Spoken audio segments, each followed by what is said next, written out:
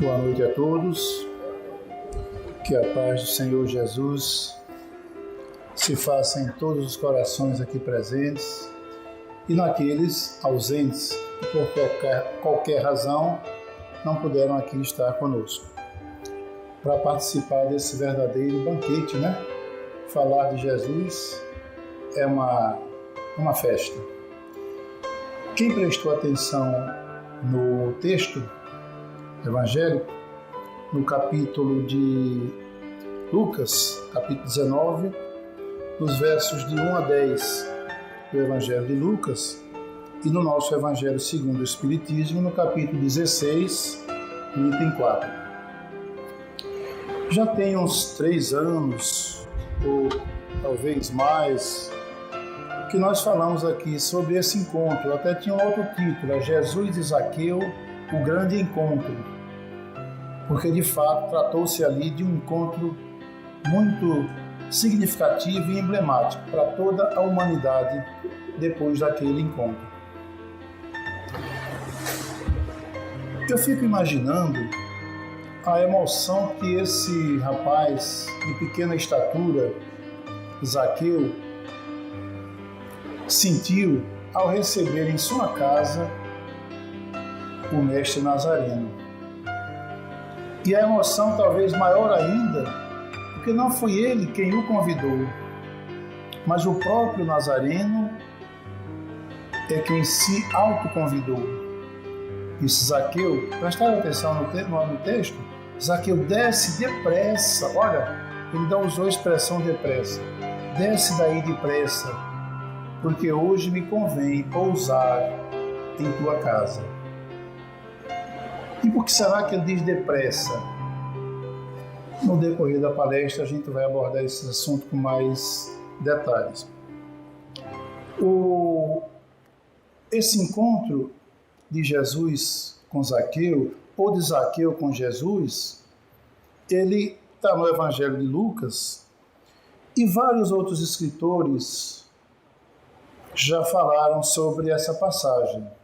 Cada um com uma vertente própria, mas sempre contextualizando o mesmo fato.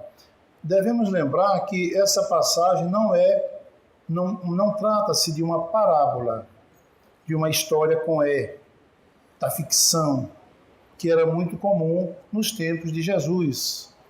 Os sábios judeus, os hebreus, se utilizavam muito desse recurso que era usar o artifício das parábolas para transmitir ensinamentos aos seus discípulos, aos seus aprendizes. Jesus, como bom judeu que também o era, utilizou-se fartamente das parábolas. E nessas parábolas eles utilizavam de assuntos sempre ligados ao costume daquela época. Era um povo que era normalmente pescador, ou criador de rebanhos, ou plantadores, né? Pessoas do campo, e na maioria todos praticamente analfabetos, porque era privilégio de poucos estudar. Não havia ainda a escrita, o livro impresso, né? Não havia ainda as facilidades para se adquirir um livro, então tudo era copiado pelos copistas, e que custava muito caro adquirir uma cópia de qualquer obra do judaísmo. Então, os seus mestres se utilizavam das parábolas, que era de fácil compreensão, utilizando a linguagem do seu dia a dia. Bom, como eu disse, vários escritores já falaram sobre o assunto, mas eu aqui trouxe 3 livros para servir como referência para aqueles que às vezes não gostam muito de ler, ou lê pouco, ou só lê um pouquinho e deixa para lá, que depois eu ouço numa palestra ou num vídeo agora pelo YouTube. Então, um deles, Ressurreição e Vida. Esse livro é uma preciosidade. Ele é uma psicografia da médium Ivone do Amaral Pereira, ditado pelo espírito Leon Tolstói, quem gosta de filosofia, que estudou um pouco, já ouviu falar nesse sujeito. Leon Tolstói foi um grande escritor russo do século passado, ultrasado, não me falha a memória. E ele, muito como o nosso Humberto de Campos, no mundo espiritual, ele traz para nós verdadeiras pérolas em informações do mundo de lá para o mundo de cá. Outra obra muito significativa, essa aqui, Primícias do Reino, psicografia do médium baiano Divaldo Franco, pelo espírito Amélia Rodrigues. E a outra, não menos importante, do nosso querido Humberto de Campos, Boa Nova. Acho que todo mundo aqui conhece.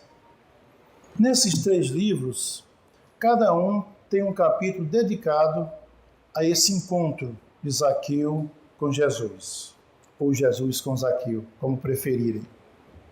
Mas, hoje, eu me preparei, embora quero dizer a vocês que o nome que está lá na escala de palestrantes, vocês viram que é Maristela, e ela não provocou a metamorfose em Beto aqui. É que ela, infelizmente, o seu papai, que já tem 94 anos, está muito doente, gravemente doente, para quem roga a Jesus as bênçãos de alívio e de cura para ele. Então, seria impossível realmente ela vir para cá, e eu estou aqui substituindo-a, fazendo esse improviso aqui para vocês. Espero que seja útil, não decepcione. Mas, como eu dizia, tomei como base para a nossa conversa de hoje o livro Ressurreição e Vida, do nosso querido Leon Tolstói. Antes de falar nesse encontro, eu sempre gosto de fazer algumas explicações, digamos, históricas ou mais detalhadas, para que se contextualize melhor o assunto. Uma delas é sobre a cidade em que se passa esse encontro, Jericó. Acho que todo mundo já ouviu falar em Jericó, quem lê a Bíblia, e os espíritas também, nos evangelhos segundo o Espiritismo, muito se fala em Jericó. Jericó, por exemplo, era uma cidade na época de Jesus, das mais importantes daquela região de Israel. Jericó era uma cidade, tipo assim, nossa Itabaiana, a Feira de Santana da Bahia, a Caruaru ali de Pernambuco, o Arapiraca de Alagoas, cidades polo de negócios. Jericó ficava numa rota muito importante. Quem ia para Jerusalém, que era a capital do saber e da cultura do mundo da época, tinha que passar por Jericó. Quem ia para outras cidades importantes, Cafarnaum, tinha que passar por Jericó. Lá tinha um porto. Jericó era uma cidade em que, como havia uma afluência muito grande de negócios, a movimentação financeira era grande, o câmbio, muitos homens iam ali vislumbrando os lucros de negócios materiais. Por isso que Jericó é considerada no simbolismo emblemático bíblico como a capital símbolo da materialidade, enquanto Jerusalém, o oposto.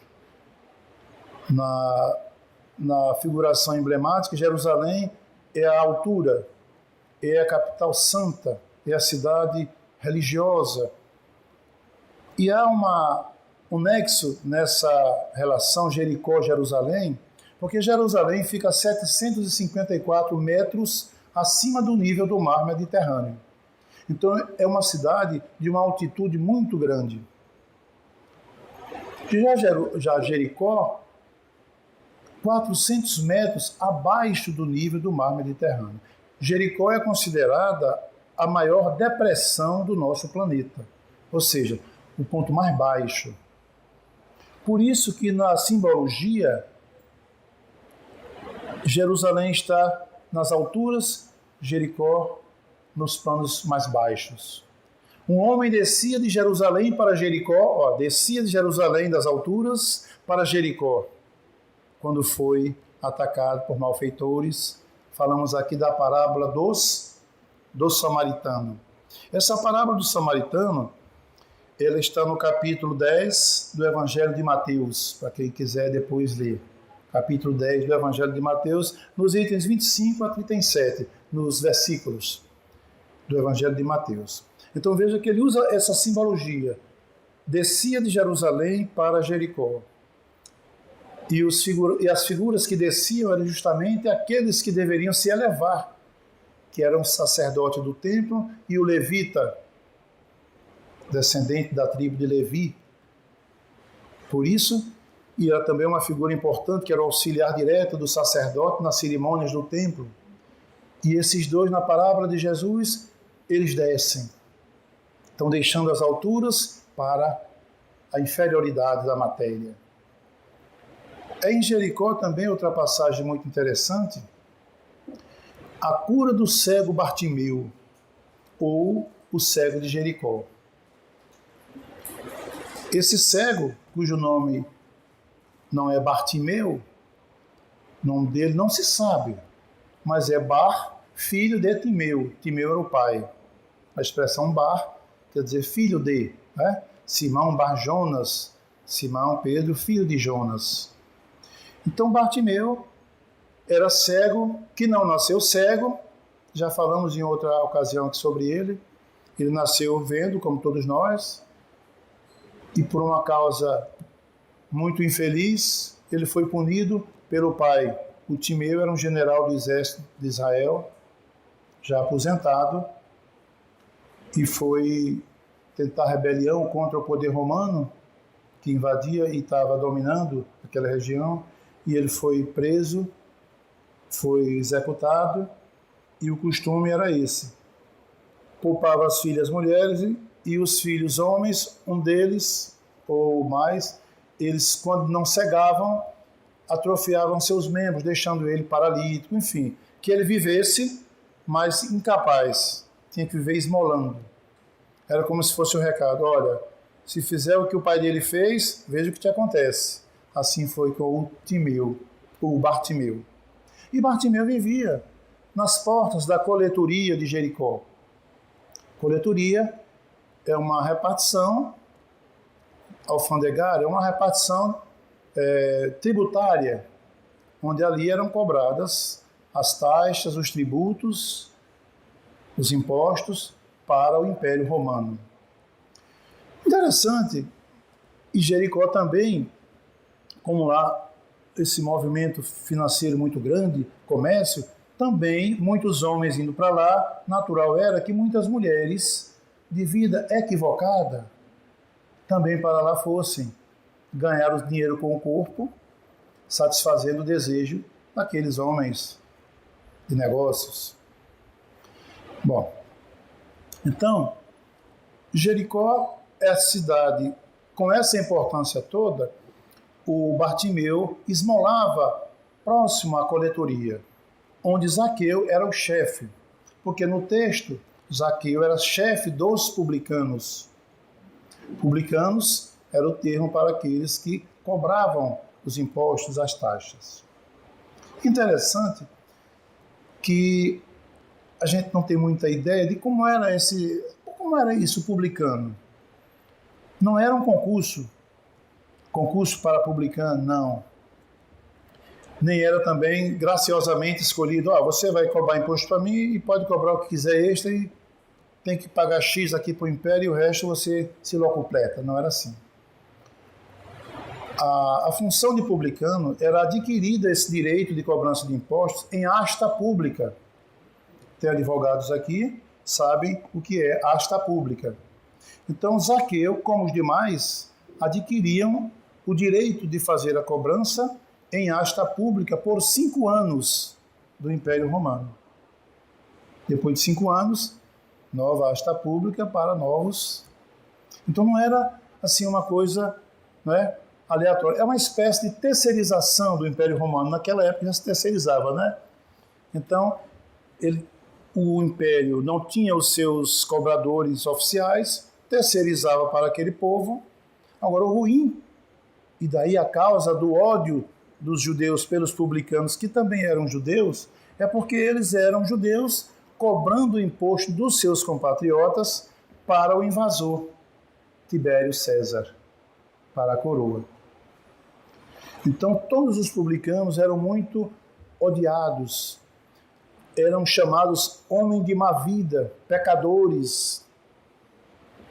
Mas o Zaqueu não era daqueles publicanos comuns. Deve ter cometido seus erros, exorbitando na cobrança, porque ele era muito rico, mas o Zaqueu era uma espécie de empresário, era um empreendedor. E era um homem de bom coração. Tanto que no decorrer da vida de Zaqueu, ele já andava muito triste e muito desiludido. Tinha muitas posses, vivia numa mansão luxuosa, muitos servos, mas era um homem odiado. Onde ele passava, o povo virava a cara para o outro lado. Aquela expressão que os judeus usavam, raca, cuspindo de lado e virando o rosto. Então aquilo já estava incomodando demais ao publicano Zaqueu. E ele tinha dentro de si um desejo muito grande de mudança. Passou a tomar conhecimento dos grandes feitos de um filho de um carpinteiro humilde, lá das bandas de Nazaré, na Galileia, de onde nada que presta saía, mas que esse Galileu diziam até que já ressuscitou mortos, limpou leprosos, cego de nascença, paralítico. Esse homem transformou 2 ou 3 peixes em mais de 2.000 peixes. Esse homem, a tempestade no lago de Genezaré bateu no barco, quase afundando, os discípulos em aflição, e ele só levantou a mão, e o mar se acalmou, os ventos se acalmaram. Então que homem é esse?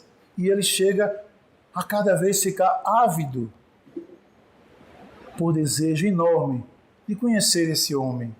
Porque ele dizia para si mesmo, soliloquiando, agora é minha chance, se eu vir esse homem, eu me transformo.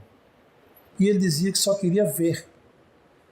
Ele não esperava receber Jesus em sua casa. Ele queria apenas ver. Mas era pequenininho. Tem um autor que diz que ele era o tipo anatomicamente feio na beleza convencional. Baixinho, gordinho, mal feitinho, aquele que as meninas nem olhavam. Embora que tinha muito dinheiro. Mas era feinho, baixinho. E ele toma conhecimento de que o mestre aproximava-se da cidade. Eu faço um parêntese aqui na aproximação da cidade, e eu retomo daqui do ponto. É que o cego Bartimeu, como esmolava na porta, ali nas cercanias da coletoria, o Zaqueu ajudava frequentemente a ele, não lhe deixava faltar. Zaqueu fazia caridade, ele dava muito emprego às pessoas que vinham, inclusive de Jerusalém, para Jericó trabalhar, dando dias assalariados. Então ele dava emprego às pessoas, tanto que ele já não mais fazia as coisas que os outros demais publicanos faziam. Daí o seu desejo de mudança. Voltando ao ponto que parei, dando play novamente, né? Tomou conhecimento que o mestre Nazareno aproximava-se de Jericó. E um detalhe, era a última vez que Jesus passaria por aquela importante cidade. Por que a última vez? Porque ele estava indo em peregrinação para a Páscoa de Jerusalém. E lá todos sabem o que ocorreu com o mestre Nazareno, né? Foi imolado numa cruz. Como Zaqueu soube que ele se aproximava da cidade, e o burburinho já se formou logo, porque onde o mestre passava, a multidão acompanhava e crescia exponencialmente. Mas a maioria em busca do milagre, não era nem da fé. Era da cura do corpo. O espírito continuava doente, mas queriam a cura do corpo. E a multidão ia acompanhando e se multiplicando. E Zaqueu já dizia a ele, olha, está a maior confusão aí, eu acho que é o profeta que vem chegando. Zaqueu dizia, agora. It's now or never. Agora ou nunca, né? E Zaqueu sai, mas já vê a multidão na cidade. E agora? Eu não consigo ver que eu sou pequenininho. E ele não se atreveria a se imiscuir na multidão, pedindo uma chance de ver o homem de perto, porque iam rechaçá-lo. Ele era odiado. Então o que ele faz? Usou a cabeça. Olhou na alameda por onde Jesus passaria, diz: ali tem um sicômoro.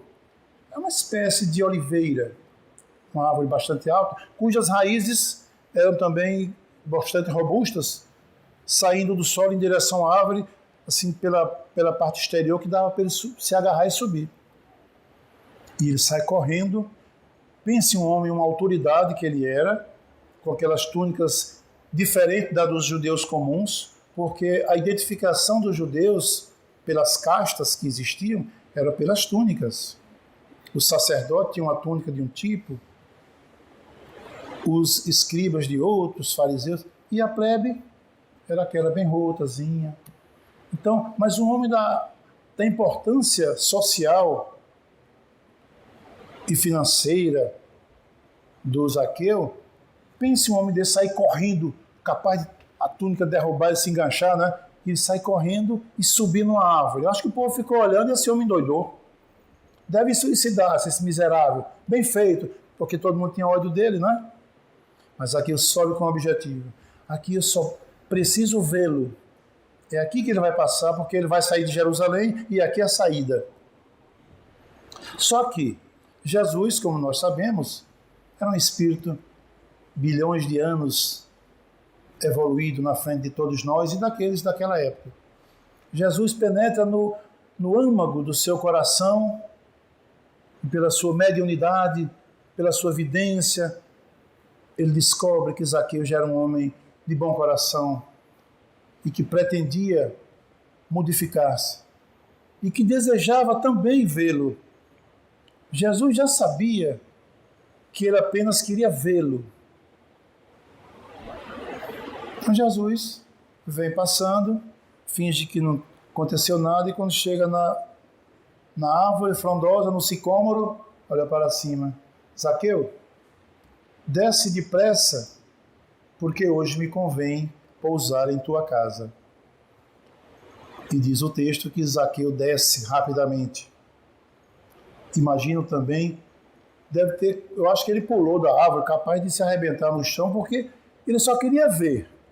O homem olha para ele, o profeta de Nazaré, e determina: desce daí depressa, porque hoje eu quero pousar em tua casa, homem.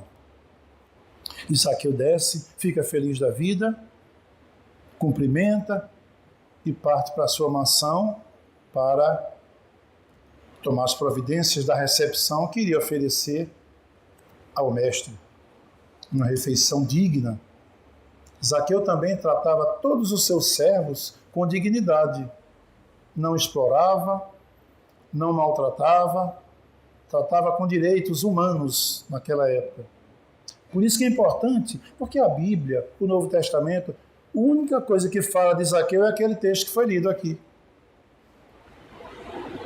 Mais nada. E essas coisas, nós espíritas, felizmente, tomamos conhecimento por espíritos que conviveram como nós e com eles, com os personagens da época, e que viram o próprio Jesus ou que estiveram com quem esteve com Jesus. Então eles nos contam detalhes pormenorizados. Isso nos faz ter um conhecimento mais amplo e com uma facilidade maior para a nossa compreensão. Quando Zaqueu recebe Jesus em sua casa, que a multidão, também prestar atenção no texto, a multidão começa a fazer o solilóquio, pensando consigo mesmo: como é que esse homem diz que é o profeta e vai jantar na casa do homem de má vida? Jesus percebeu tudo que pensavam dele, Jesus já sabia. Ele captava as ondas, pensamentos são ondas, né? Uma vez que você pensa, você emite ondas, e essas ondas se espraiam no ambiente e não mais se apagam. Jesus captava essas ondas de pensamento. Na refeição, Zaqueu manda que todos os filhos vestissem suas melhores roupas, os servos também as suas melhores roupas. Todos vieram para cumprimentar o mestre, ser apresentado a esposa, os filhos, as filhas, os servos. E o banquete foi para todos os que ali se encontravam. Zaqueu aí diz: Senhor, vou vender tudo que eu tenho e a metade vou dar aos pobres. Da outra metade, a quem eu defraudei. Então ele também reconhecia que cometeu algum deslize no exercício do seu ofício. E a todos aqueles a quem por acaso eu defraudei, eu pagarei quadruplicadamente, 4 vezes mais. Eu enganei em R$100 a Marlene, vou pagar 400. Dona Augusta foi 400, vou pagar 1.600, Dona Augusta, para a senhora. Tudo em beijo, viu? Então, Zaqueu dá aquela demonstração, mas a gente podia até fazer certas inferências. Não, ele está falando aquilo demagogicamente. Ele está diante do homem de Nazaré, está fazendo sua firula. Não vai dar nada. Jesus, penetrando no ímã do seu espírito, diz: ele está falando a verdade. Ele já queria se modificar. É quando Jesus diz: em verdade eu vos digo, apontando para todos os circunstantes, que este homem, aí aponta para Zaqueu, este também é filho de Abraão. E hoje a salvação entrou nesta casa. Porque o Filho do Homem veio para buscar o que estava perdido e para salvá-lo. Me arrepio com essas palavras do Mestre Jesus.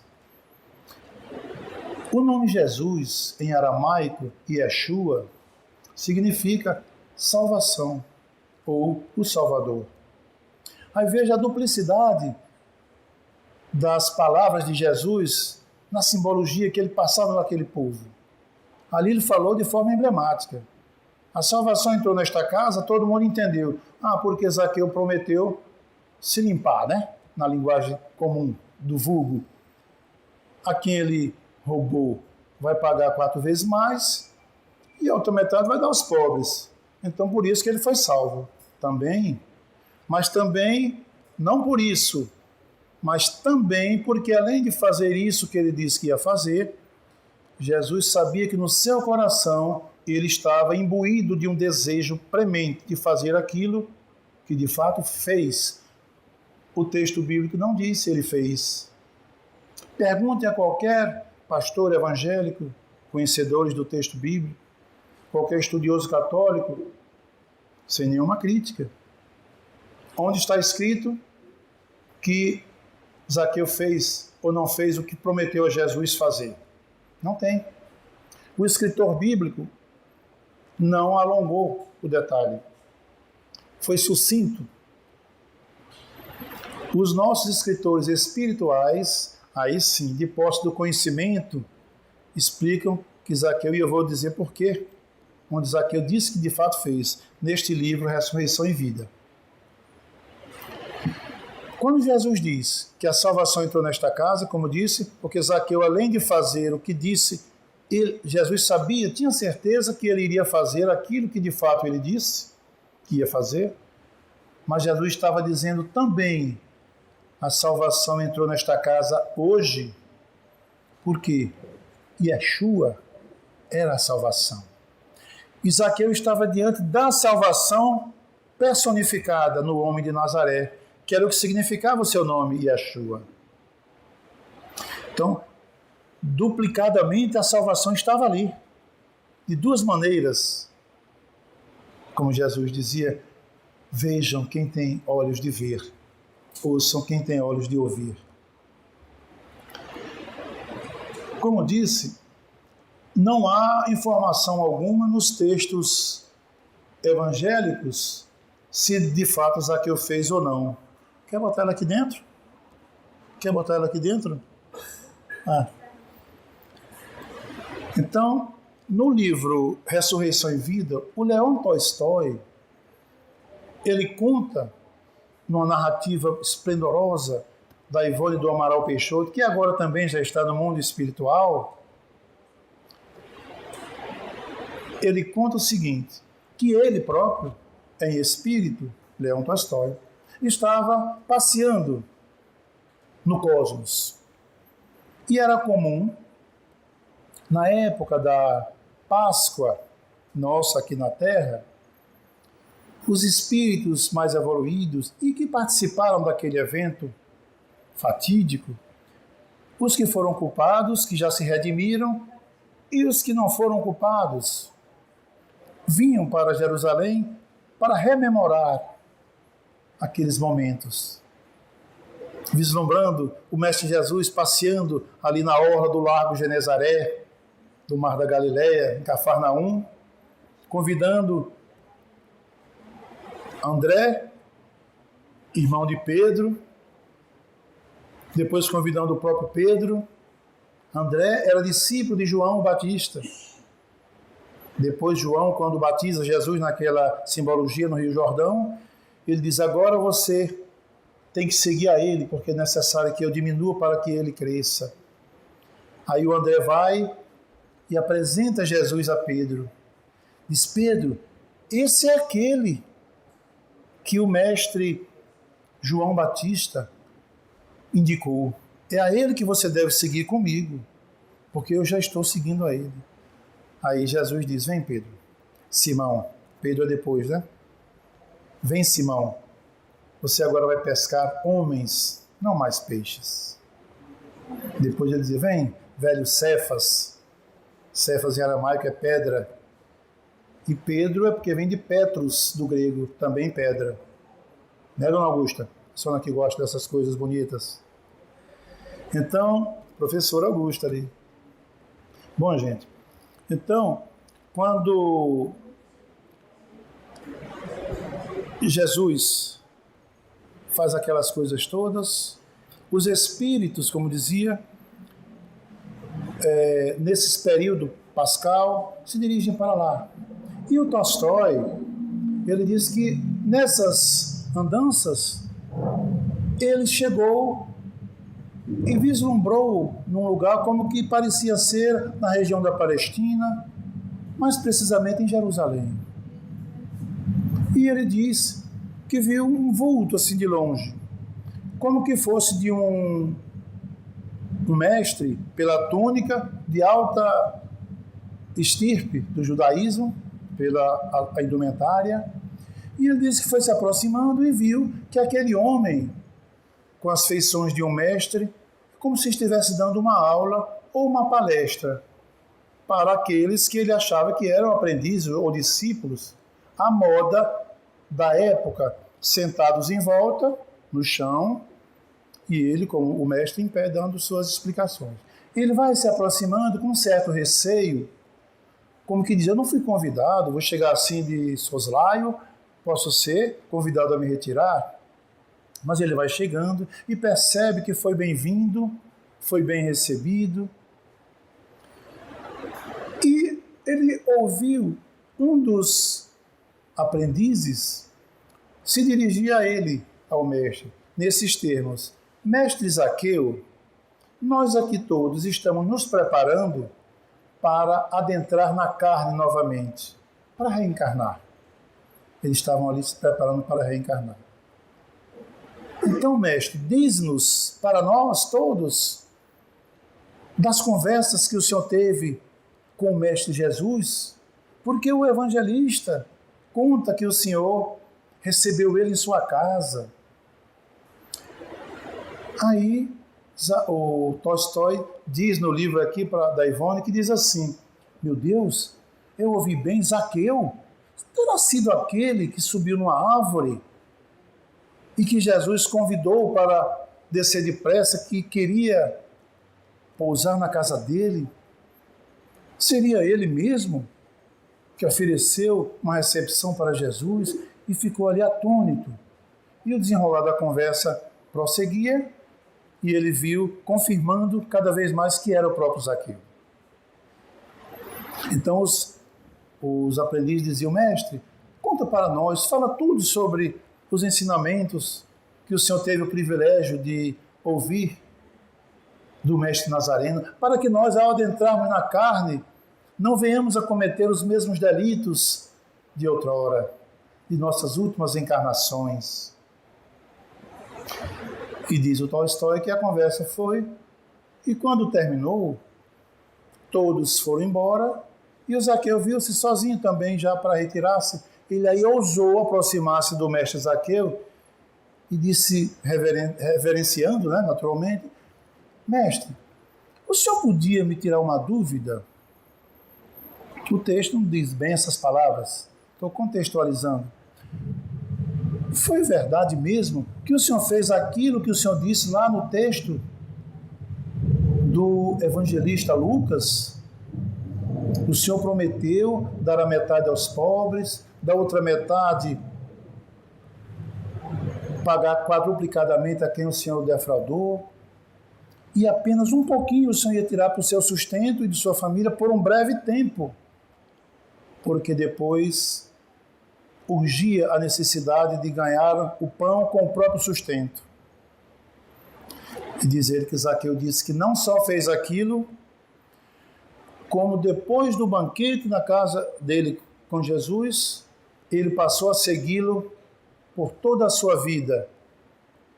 Acompanhou Jesus à distância, porque ele disse que não ousava aproximar-se, dado que ele ainda tinha aquele estigma do publicano desonesto.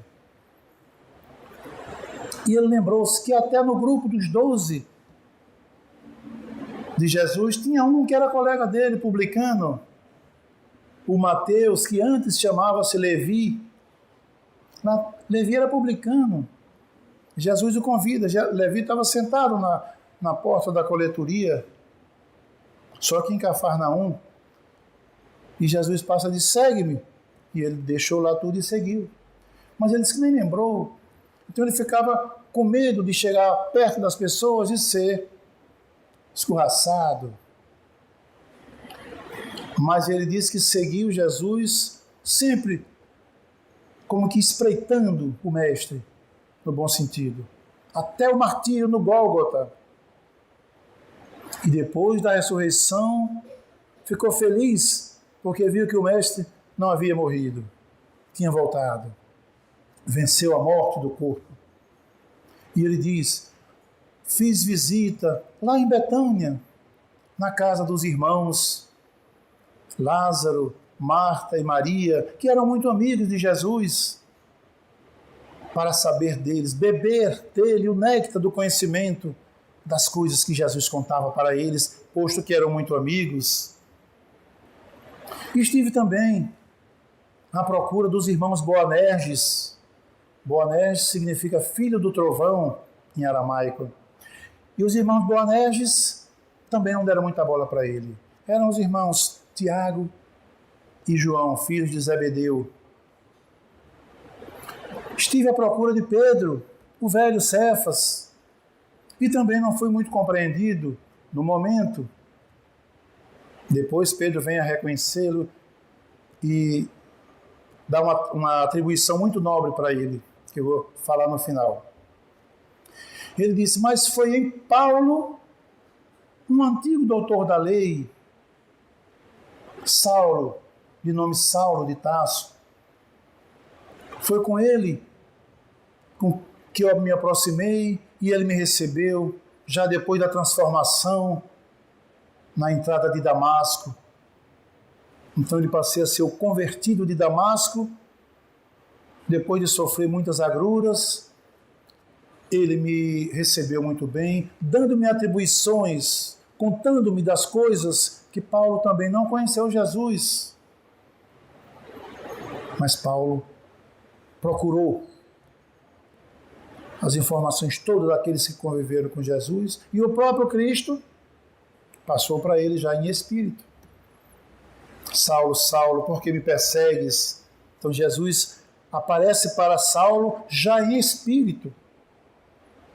Então Paulo recebe muito bem ao nosso irmão Zaqueu, E diz um outro escritor, não bíblico, que a pedido de Pedro, na cidade de Cesareia, foi fundada uma igreja cristã e Paulo dá a atribuição a Zaqueu de ser o chefe daquela igreja cristã em Cesareia. Então veja que a história desse homem é bonita e é rica. Não se restringe àquele minúsculo texto, dizendo que subiu na árvore, depois deu um banquete e pronto. Ele fez tudo aquilo que ele disse que prometeu a Jesus, prometeu fazer, seguiu Jesus e, mais que isso, seguiu Jesus depois, cumprindo aquilo que ele aprendeu dos ensinamentos da Boa Nova, que em grego significa Evangelho. Então, gente, agora eu volto para nós aqui espíritas, porque senão tem gente que vai dizer que eu sou evangélico, né? Que eu falo muito de Jesus, e sou evangélico espírita, cristão, né? No Livro dos Espíritos, na questão 919 e 919A, Santo Agostinho, o bispo de Hipona, ele vai dar uma lição para todos nós. Isso é muito conhecido, esse texto, por todo espírita que lê um pouquinho, né? A transformação do homem. Então, Santo Agostinho diz que quando ele viveu entre nós, ele no final do dia anotava no caderninho antes de dormir tudo que se passou naquele dia. Porque dos outros dias a gente esquece, mas durante o dia de hoje você é capaz de lembrar de tudo. Então ele anotava tudo o que aconteceu.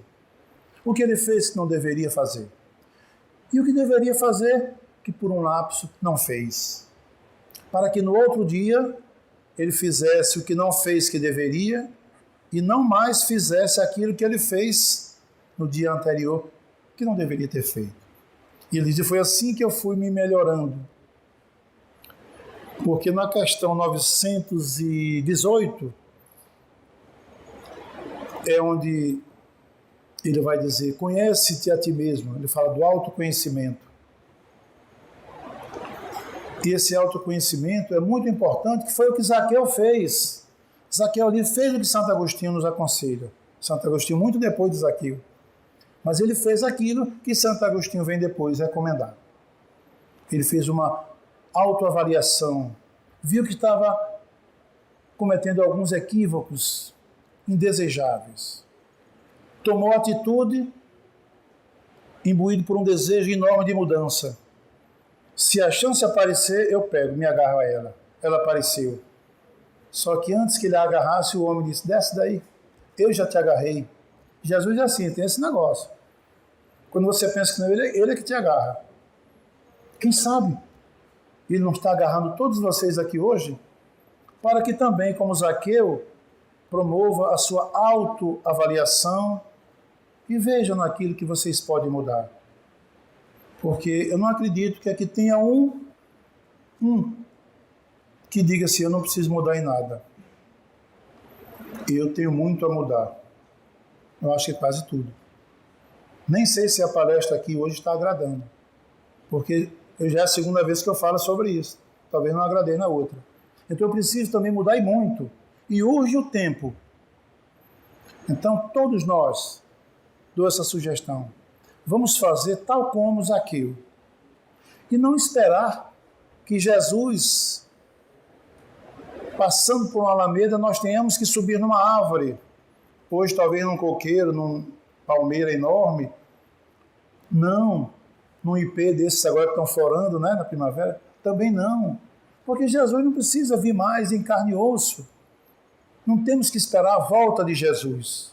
Porque ele não disse, quando estiveres reunidos, mais de 2 em meu nome, aí eu estarei. E ele disse um detalhe, no meio. Então não olhe para o lado e para o meio pensando em ver Jesus. Mas ele está aí. Desde que você pense nele, se conecte com ele. Porque Jesus é assim. Ele quer que todos nós, ele não disse, nenhuma ovelha do aprisco de meu Pai se perderá. Porque esse é o desejo do meu Pai, que trabalha incessantemente e eu também. Então ninguém, Fernandinho Beiramar, chefe do PCC, não sei de que aí, é um irmão nosso. Um dia ele vai ser tão perfeito quanto Jesus. Pô, Beto, é blasfêmia, né? Não, foi o próprio Jesus quem disse: sede todos vós perfeitos, como perfeito é meu Pai que está no céu. Claro que a perfeição relativa, porque senão todos chegariam a ser iguais a Deus, e Ele é único. Mas na proporção, sermos perfeitos naquilo que nos é possível. Então, os grandes homicidas, os grandes latrocidas, os grandes delinquentes, todos vão ter a sua chance de se reabilitar. Porque assim é o desejo do Pai. E o desejo dele, que é igual a dizer o desígnio do Pai, ninguém foge. Criatura não é superior nem igual ao Criador. Agora, ele é tão bondoso, tão misericordioso, tão amoroso, que dá a nós, além da vida, e a dirigente está olhando para mim, mais 2 minutos. Peço, Vênia, mais 2 minutos. Ele é tão bondoso que diz assim: eu lhe dei a vida, um planeta maravilhoso para você viver, todas as condições ideais para você ser feliz. Embora tenha um texto que diz que a felicidade não é deste mundo, não é da Bíblia esse texto, viu, gente? Isso é de um livro lá parecido, no livro do Rei Salomão, Provérbios. Mas a felicidade que é possível a nós aqui, de acordo com o nosso estágio evolutivo, é isso que Deus quer, que nós sejamos felizes. Cada um no seu patamar. Então ele propicia tudo isso e dá o maior atributo que nós temos: livre-arbítrio. Nós temos a liberdade, até para dizer que Deus não existe. Se ele existisse, como tanta criança passando fome? Tanto uma criança nascer já paralítica, cega, surda, muda.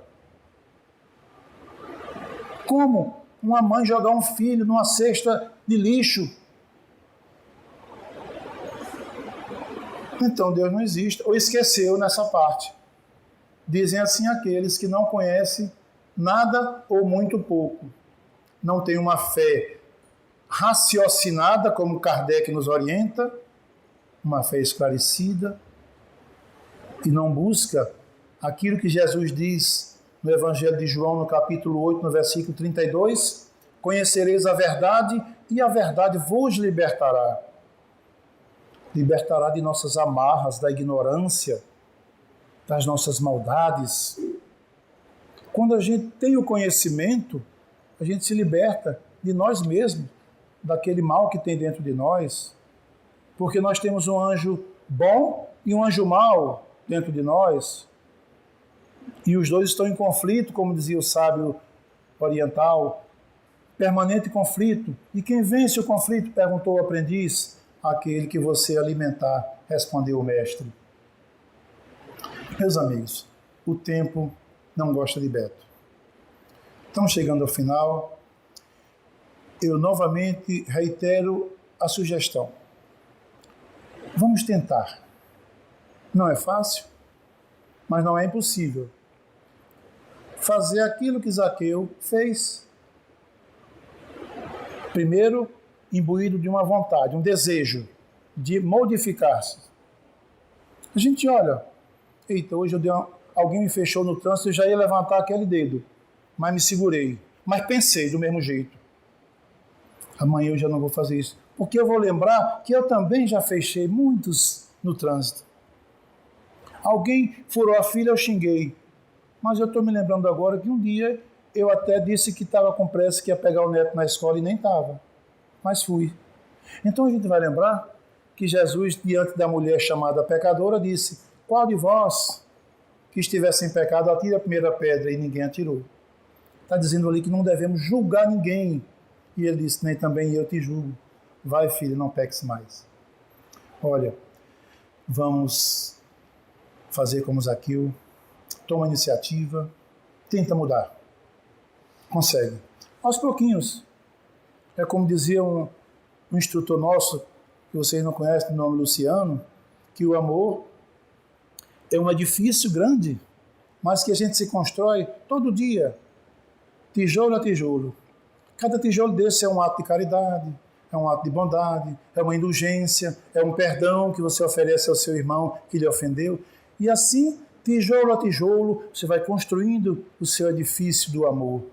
Palavra de 4 letras, que é sublime no dizer de Jesus.